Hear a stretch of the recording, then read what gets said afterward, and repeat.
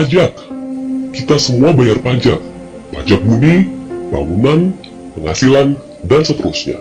Atau ada dari kita yang tidak pernah bayar pajak? Pasti pernah. Ketika membeli barang, kita kena pajak. Ketika kita makan di restoran, kita juga bayar pajak. Pajak tak ubahnya iuran wajib yang dikeluarkan oleh warga negara untuk membiayai pemerintahan dan membangun negerinya. Dengan pajak, negara bisa menggaji pegawai, mulai dari pegawai kantoran, guru, polisi, tentara, dan sejenisnya. Dengan pajak pula, sebuah negara bisa membangun jalan, jembatan, sekolah, rumah sakit, stadion sepak bola, dan fasilitas publik lainnya. Pajak adalah bensin mesin negara, meski ia bukan satu-satunya. Di Indonesia, dari 1.400 triliun APBN, 75%-nya berasal dari pajak. Tahun 2011, pajak menyumbang 787 triliun. Tahun 2012, meningkat 137 triliun. Angka tersebut tergolong rendah dihitung dari jumlah wajib pajak dan PDB Indonesia. Berdasar rasio terhadap PDB, pajak Indonesia tahun 2011 hanya 12,6% dari PDB.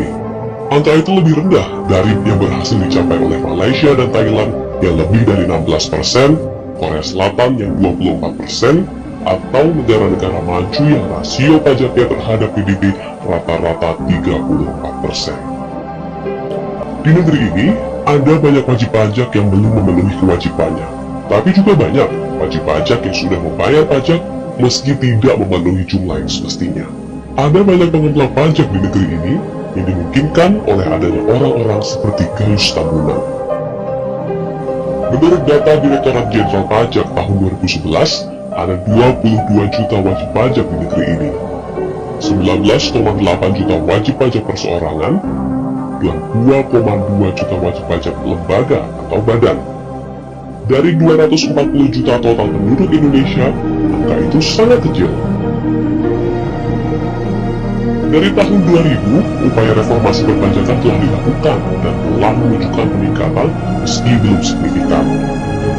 Dari 22,3 juta badan usaha yang ada di seantero negeri, baru 2 juta yang melaporkan surat pemberitahuan tahunan atau SPT.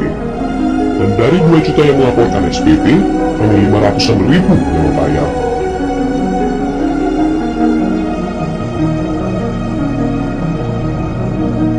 Ada banyak hal yang mempengaruhi rendahnya penerimaan pajak. Pertama, ketidakmampuan pemerintah dalam mendata dan memungut pajak. Kedua, penyelewengan pajak yang dilakukan oleh oknum pemerintahan. Ketiga, rendahnya kesadaran warga dalam membayar pajak. Keempat, rendahnya kepercayaan masyarakat terhadap pengelolaan dan penggunaan pajak. Pada tahun 2014, Direktorat Jenderal Pajak menargetkan 50 juta wajib pajak.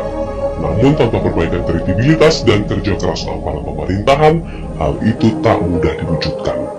Kita semua ingin pemasukan pajak kita tinggi, karena dengan itu, sebuah negara bisa memiliki pembiayaan yang membuatnya lebih mudah mencapai tujuan-tujuannya, seperti yang diidamkan bersama, yaitu masyarakat yang adil dan makmur dan sejahtera. Namun untuk itu, kesadaran wajib pajak dan akuntabilitas pengelolaan pajak wajib ditingkatkan. Hingga saat ini kebijakan pajak kita hanya mengedepankan sisi penerimaan dan kurang memperhatikan sisi pembelanjaan. Ini bisa mengakibatkan warga negara merasa dikejar-kejar pajak, tapi tak mendapat layanan dan fasilitas yang memadai sebagai balasannya. Pajak kita juga masih dikelola oleh birokrasi yang tertutup, korup, elitis, dan teknokratis. Kebijakan pajak kita juga timpang, karena mereka yang miskin membayar pajak lebih besar daripada mereka yang kaya. Dari penerimaan tahun 2010, PPh pegawai dan karyawan menyumbang 55,3 triliun, sementara PPh non-pegawai yang didominasi oleh orang-orang super kaya hanya menyumbang 3,6 triliun. Dengan kondisi demikian, mesti ada upaya reformasi perpajakan. Tata kelola pajak mesti harus lebih transparan dan bertanggung jawab.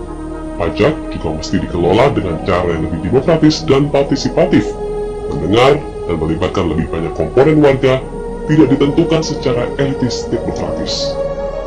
pajak bukan hanya harus menjadi instrumen pertumbuhan, tapi harus menjadi instrumen keadilan. Target penerimaan juga harus diimbangi dengan akuntabilitas distribusi dan pengelolaan. Untuk mereka yang dianggap super kaya, juga sudah semestinya dikenakan pajak lebih tinggi. Seperti mereka yang punya penghasilan di atas 1 miliar dikenai pajak hingga 35%. Dengan optimalisasi penerimaan pajak mulai dari perbaikan pendataan, luasan target, peningkatan penerimaan, akuntabilitas pengelolaan dan keadilan distribusi, Indonesia bisa diharap memperoleh penerimaan pajak yang signifikan demi mewujudkan cita-cita kemerdekaan. Mari bayar pajak, awasi penggunaannya, karena uang pajak adalah uang kita bersama.